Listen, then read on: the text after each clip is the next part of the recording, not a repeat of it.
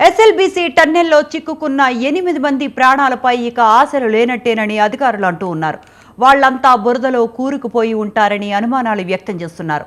5 రోజుల నిరంతర ప్రయత్నాల తరువాత ఎట్టకేలకు టన్నెల్లో ప్రమాదం జరిగిన చోటుకు ఆర్మీ రెస్క్యూ టీం చేరుకుంది. ప్రమాదం జరిగిన ప్రాంతంలో దాదాపు 9.2 మీటర్ల ఎత్తులో మట్టి దెబ్బలు ఉన్నాయి. ఇంకా రెస్క్యూ ఆపరేషన్ కొనసాగుతూనే ఉంది. ఇదే అంశానికి సంబంధించిన విశ్లేషణ అందే సత్యం గారిని అడిగి తెలుసుకుందాం. సత్యం గారు, రెస్క్యూ ఆపరేషన్లో అంటే ఏంటండి ఇన్ని అవరోధాలు? అంటే ఇంత టెక్నాలజీ పెరుగుతున్న కాలంలో కూడా ఎందుకండి ఇన్ని అవరోధాలు? ఒకటండి, ఇప్పుడు ఏ టెక్నాలజీ ఉన్నా పైన కూలిపోయిన తర్వాత బోరింగ్ మిషన్ అందులో మునిగిపోయిన తర్వాత అడ్డుపడ్డ తర్వాత దాన్ని కట్ చేసి లేదా దాన్ని పక్క నుంచి చొరవ చేసి ముందుకు పోవాలి ఒకటి. రెండవది, ఇప్పుడు రిస్క్ టీం కూడా మన రిస్కులో పడవద్దు. వీళ్ళు కూడా పోయి అందులో ఇరుక్కపోయేటువంటి స్థితి కనపడకూడదు. సేఫ్టీ మెజర్స్ తోటే పోవాలి లోపలికి. ఇది రెండో అంశం. తర్వాత మూడవది, ఇవాళ మన దేశంలో ఉన్నటువంటి నేషనల్ లెవెల్ ఎక్స్పర్ట్స్ అంతా అక్కడికి వచ్చారు. అంటే ఎక్కడెక్కడైతే ఈ రిస్క్ చేసి బయటకు తీసుకొచ్చారో భూగర్భ గనుల నుంచి బయటకు వచ్చినటువంటి వాళ్ళు కానీ లేదా టన్నల్ గులిపి వచ్చినటువంటి కానీ దాదాపు 12 ఏజెన్సీస్ ఇవాళ అక్కడ వచ్చి ఉన్నాయి. కాబట్టి వాళ్ళ ప్రయత్నం వాళ్ళు చేస్తున్నారు. తర్వాత రెండవది, ఇప్పుడే ఇంటర్నేషనల్ ఒక ఛానల్లో చూశాను నేను, మన తెలుగు ఛానల్స్లో కానీ ఏదో ఒక ఇంటర్నేషనల్ ఛానల్లో ఒక 10 హెల్మెట్స్ దొరికినాయని వస్తుంది వార్త. అది 10 కావచ్చు, 8 కావచ్చు. కాబట్టి సూచాయిగా 10 అనే వస్తుంది ఒక ఇంటర్నేషనల్ ఛానల్, ఏదో ఎంతోమంది ఇంగ్లీష్ ఛానల్లో చూశాను. కాబట్టి అక్కడ అనుకున్న పాయింట్కి చేరుకున్నారు, తవ్వుతున్నారు కాబట్టి అవి దొరికిండి ఉంటాయి. It may be correct or not, news మాత్రం మీకు చెప్తా ఉన్నా. కాబట్టి ఇటువంటి పరిస్థితుల్లో దాని టన్నల్కు ఉన్నటువంటి లిమిటేషన్స్ అవి. అంటే ఇప్పుడు టన్నల్ కాకుండా ఓపెన్ గా జరుగుతుంటే ఏదో 100ల కొద్ది జేసీబీలు వచ్చాయి, లేకపోతే ఇంకా అనేకమైనటువంటి వచ్చాయి.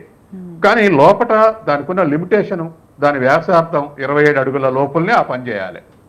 కాబట్టి ఆ లిమిటేషన్స్ తోటి ఏ టెక్నాలజీ ఉన్నా ఆ లిమిటేషన్లే పనిచేయాల్సి వస్తుంది. అంటే ఉన్న టెక్నాలజీ కూడా లిమిటేషన్స్ ఏర్పడ్డాయి దానివల్ల. తర్వాత రెండోది, పొడి రాళ్ళు పొడి అయితే లాగేసేయచ్చు. ఒకటి బురద ఉండటం, ఒకటి నీరు రావటం, రెండోది మిషన్ కూడా అందులో కరప్ట్ అయిపోవటం, జేసీబీ మిషన్ కూడా అందులో ఇరుక్కపోవటం, తవ్వేటువంటి బోరింగ్ మిషన్. కాబట్టి ఇవన్నిటి వల్ల టెక్నాలజీకి లిమిటేషన్స్ ఏర్పడ్డాయి. పొలిటికల్ గా కాంగ్రెస్, బీఆర్ఎస్ అనేక ఆరోపణలు చేసుకుంటున్నాయి. తర్వాత ఎక్కడెక్కడ బీఆర్ఎస్ హయాంలో ఎక్కడెక్కడ చనిపోయారు అనేటువంటిది ఇప్పుడే ఉత్తమ్ కుమార్ చెప్తా ఉన్నాడు. మీరు 8 మంది కాపాడలేదని బీఆర్ఎస్ వాళ్ళంటే ఎక్కడెక్కడ ఎంతమంది చనిపోయింది, మీరు ఎవరిని ఇలా కాపాడారా, అసలు చూడటానికి ఎప్పలేదు మంత్రి గాని ముఖ్యమంత్రి గాని అని చెప్పేసి ఆయన రివర్స్ లో చెప్తా ఉన్నాడు అన్ని కూడా. కాబట్టి ఇవాళ వాళ్ళు రాజకీయంగా ఒకళ్ళు ఆరోపణలు చేసుకుంటారు. వాటి ఆధారంగా మనం అనాలిసిస్ చేస్తే మన అనాలిసిస్ సైంటిఫిక్ ఉండదు.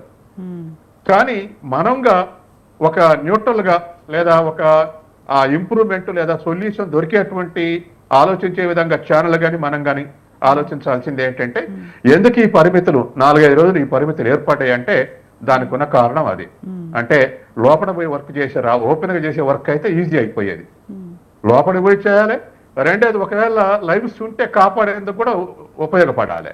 అంటే డిఫెన్సివ్ గా వర్క్ చేయాలి, ఎఫెన్సివ్ గా వర్క్ చేయడానికి వీల్లేదు. కాబట్టి ఎన్ని లిమిటేషన్స్ వల్ల కొంత ఆలస్యం అవుతుంది. రెండోది, ఒక ఏజెన్సీ వల్ల సాధ్యమైంది అనుకుని పిలిచి ఉంటారు. ఇప్పుడు ఎన్డీఆర్ఎఫ్ ని పిలిచారు, ఎస్డీఆర్ఎఫ్ ని పిలిచారు, ఆ తర్వాత నేవీని పిలిచారు, తర్వాత సింగరేణి వాళ్ళు పిలిచారు, ఆర్మీని పిలిచారు. అంటే ఎవరి వల్ల సాధ్యమైతే వాళ్ళతో చేయిద్దాం అనుకుంటారు. వాళ్ళ వల్ల కాలేదనుకుంటే ఇంకో ఏజెన్సీని, అట్లా అన్ని ఏజెన్సీస్ని పిలిచారు. దానికి ఒక 48 hours పట్టించి ఉండొచ్చు ఒకళ్ళు చేరటానికి. కాబట్టి ఇవాళ ఉన్నటువంటి ఈ పరిస్థితి, ఒకటి మనమైతే ఇప్పుడు ఆలోచించాల్సింది ఏంటంటే అక్కడే ఒకటి వాళ్ళ ప్రాణాలతో కాపాడుకోవటం అని ఒకటి. రెండోది, మనం తీసుకోవాల్సింది ఉన్న ఆల్టర్నేటివ్ ఏంటంటే ఒక లెసన్. ఏమిటా లెసన్ అంటే, ఇవాళ prevention is better than cure అంటాం. అంటే జబ్బు జరిగినాక నయం చేయటం కాకుండా అసలు జబ్బు రాకుండా ఉండేటువంటి మెషరీ అక్కడ ఒక ప్రొటెక్షన్ యూనిట్ అక్కడ ఎస్టాబ్లిష్ చేయాల్సిన అవసరం అయితే ఉంది. ఎందుకంటే పోయిన సంవత్సరం కాంగ్రెస్ గవర్నమెంట్ లేదు, కానీ అక్కడ ఎలక్ట్రిసిటీ ఉత్పత్తి కేంద్రం దగలబడిపోయింది, 9 మంది చనిపోయారు. ఆ ఇన్సిడెంట్ అయినాకనే పోయి ఎంక్వైరీ చేశారు, ఇన్సిడెంట్ అయిపోయినాకనే పరామర్శించారు. పరామర్శించలేదు అనుకోండి, కానీ ఇన్సిడెంట్ అయిపోయింది. కాబట్టి అక్కడ ఎలక్ట్రిక్ జనరేషన్ ఉంది, ఇవాళ లెఫ్ట్ ఇది ఉంది, కెనాల్ ఉంది, లిఫ్ట్ ఉంది. కాబట్టి వీటన్నిటి దృష్ట్యా అక్కడ ఒకటి ప్రొటెక్షన్ యూనిట్, అంటే ఇన్సిడెంట్ జరగగానే వెంటనే యాక్షన్లు దిగేటువంటి ఒక యూనిట్ ఆడ నెలకొల్పాల్సినటువంటి అవసరం ఉంది. ఇంకోటి ఏంటంటే సత్యం గారు, అంటే ఇలాంటి విషయాల్లో 24/7 ఒక పర్యవేక్షణ బృందాన్ని కూడా అమరిస్తే బాగుంటుంది. ఇలాంటి ఇన్సిడెంట్స్ జరిగే ముందు అంటే టెక్నాలజీని ఉపయోగించి ముందుగానే ఆ ఇన్సిడెంట్ జరుగుతుంది అన్నది ముందుగానే పసిగట్టే అవకాశం ఏదైనా ఉంటే బాగుంటుంది కదా. అంటే పర్యవేక్షణ ఉంటే ఆ ఇన్సిడెంట్ ఏం జరుగుద్దని మనం ముందే ఊహించవచ్చు, మనం అలర్ట్ అవ్వచ్చు. అలాంటివి కూడా వీళ్ళు ఏం ప్రికాషన్స్ తీసుకున్నట్టు కనిపించలా మనకు. అయితే ఒకటి రెండు ఉన్నాయి అందులో, టెక్నికల్ డెసిషన్, పొలిటికల్ డెసిషన్. ముందు టెక్నికల్ ఎక్స్పర్ట్స్ ఇది కరెక్ట్ కాదు మనం చేసే పద్ధతి, కాబట్టి మెజర్స్ తీసుకోవాలనేటువంటి ఒక రికమెండేషన్ ఉండాలి. రికమెండేషన్ ఉన్న తర్వాత కూడా వీళ్ళు తీసుకోలేదా, పొలిటికల్ డెసిషన్ తీసుకోలేదా అనేది ఇప్పుడు క్వశ్చన్. కాబట్టి మనం ఏదో రాజకీయ చర్చ కాకుండా ఇటువంటి డెసిషన్స్ ఇన్ అడ్వాన్స్ తీసుకోవాల్సినటువంటి అవసరం అయితే ఉంది. ఎందుకంటే ఇది ఒక స్పెషల్ కేస్. పోయి అండర్ టన్నెల్, అది కూడా ఈ టన్నెల్ కూడా చాలా దూరం ఉన్నటువంటి టన్నెల్, ప్రపంచంలో లాంగెస్ట్ టన్నెల్, దరిదాపు ఒక 42.9 కిలోమీటర్స్ టన్నెల్. కాబట్టి ఈ విషయంలో చర్యలు తీసుకోవాల్సినటువంటి అవసరం అయితే ఉంది. ప్రొటెక్షన్ మెకానిజం అయితే అక్కడ ఎస్టాబ్లిష్ చేయాల్సినటువంటి అవసరం. అంటే ఇలాంటివి అంటే రిపీట్ కాకుండా ఇప్పటికైనా గవర్నమెంట్ మేలుకుంటుందా, మళ్ళీ సేమ్ యాజ్ యూజువల్ ఇలాంటి సంఘటనలు జరిగితే మళ్ళీ రెస్క్యూ టీమ్స్ని, ఎన్డీఆర్ఎఫ్ని లేకపోతే ఆర్మీ టీంలని దించి మళ్ళీ ఇంత హంగామా చేస్తుందా? ఎందుకంటేనండి ఆల్రెడీ ఎన్డీఆర్ఎఫ్ కానీ లేకపోతే ఆర్మీ బృందాలు ఇద్దరు ఒక జీరో స్పాట్ అని ఒక దగ్గరికి చేరుకున్నట్టున్నారు. ఇవాళ ఎట్టి పరిస్థితుల్లోనూ 8 మంది ఆచూకీ ఖచ్చితంగా కనిపెట్టి తీరుతామని మనకి ప్రెస్ నోట్ కూడా ఇచ్చినట్టున్నారండి. నిజంగానే ఇవాళ 8 మంది ఆచూకీ ఇప్పుడు ఆ పాయింట్ దగ్గర చేరుకున్నారండి.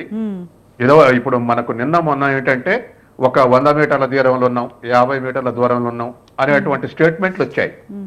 ఇప్పుడు పాయింట్కి చేరుకున్నారు, కూలిపోయిన పాయింట్కి చేరుకున్నారు. ఇప్పుడు ఆ మట్టిలో దొరికేటువంటి మనుషులు చనిపోయినాక దొరుకుతారా, బతికుండగా దొరుకుతారా అనేటువంటిది మనకు బహుశా రేపు ఉదయం కల్లా ఏమైనా రిజల్ట్ రావచ్చు. కాబట్టి ఇవాళ ఏదేమైనా దేశవ్యాప్తంగా కూడా ఇటువంటి ఇన్సిడెంట్ జరిగినప్పుడు పెద్ద 1,00,00,000 కోట్ల విశాఖపట్నం ఉక్కు ఫ్యాక్టరీ దగ్గర కూడా ఇమీడియట్ గా కాపాడే మెకానిజం ఉండాల్సిన అవసరం ఉంది. ఇటువంటి దగ్గర కూడా అటువంటి మెకానిజం ఉండాల్సిన ఉంటుంది. వాళ్ళకి ఏదో లిమిటేషన్ లో ఉంటుంది. కానీ ప్రభుత్వాలు ఇది ఎప్పుడో 5 ఏళ్లకు 10 ఏళ్లకు ఇన్సిడెంట్ జరిగితే ఉపయోగపడే మెకానిజం కాబట్టి ఆటోమేటిక్ గా నిర్లక్ష్యం వస్తుంది. రోజు చేసే మెకానిజం ఏదైతే కాన్సన్ట్రేషన్ ఉంటుంది. కాబట్టి ఇటువంటి అన్ని కూడా మనం ఏదైనా భవిష్యత్తులో రేపు నాగార్జున శ్రీశైలం డ్యామ్ విషయంలో కూడా నేషనల్ టీమ్స్ వచ్చి చెక్ చేసి ఏదో రికమెండేషన్స్ ఇచ్చిపోతా ఉంది.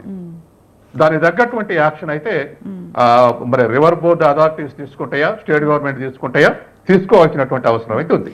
అంటే ఇంకోటి సత్యం గారు, మనం ఇలాంటివి మాట్లాడుకోకూడదు కానీ ఈ 8 మంది ప్రాణాలపై ఇక ఆశలు లేనట్టే అని అధికారులు కూడా నిర్ధారించినట్టు మనకు అర్థం అవుతోంది. దీన్ని మనం ఎలా చూడాలండి? ఇక ఇది దురదృష్టం అండి. ఒకటి, నిజంగా చనిపోయి ఉంటే వాళ్ళ కుటుంబాలను ఆదుకోవటం అనేదే నెంబర్ 1 ప్రియారిటీ. నెంబర్ 2 ప్రియారిటీ ఇటువంటి జరగకూడదు అనేది నెంబర్ 2. నెంబర్ 3 ఏమిటంటే ఇప్పుడు మళ్ళీ ఇంకా ఆ స్వరంగం కొద్దిగా ఇంకా 25% ఉంది. అది తవ్వితే దరిదాపు 3.5 లక్షల ఎకరాలకు నీటిపారుదల ఉంటుంది. కాబట్టి ఆ తవ్వేటువంటి క్రమంలో అన్ని జాగ్రత్తలు తీసుకుని తవ్వాల్సినటువంటి అవసరం ఉంది. ఎందుకంటే ఇప్పటికే మరి దరిదాపు 5,000 లీటర్లు ప్రతి నిమిషానికి ఫ్లో అవుతున్నాయని మనకు రిపోర్ట్స్ వస్తున్నాయి. కాబట్టి ఇప్పుడు వాళ్ళు దొరికిన ఫ్లో అయితే ఆగదు కదా. కాబట్టి కంప్లీట్ గా పిక్చర్ ని అసెస్మెంట్ చేసినాకనే మళ్ళీ పునఃప్రారంభించడం అది అవసరం. తర్వాత 4వది ఏమిటంటే ఎందుకు నిర్లక్ష్యం వహిస్తుంది అంటే ఆ తవ్వే ఏజెన్సీస్ వేళ్ళు కాంట్రాక్ట్ తీసుకునే ఏజెన్సీస్ తవ్వుతాయి, ప్రభుత్వాల పర్యవేక్షణ తక్కువ. కాబట్టి ఆ ఏజెన్సీస్ ని కూడా మానిటరింగ్ చేయాల్సినటువంటి అవసరం ఉంది.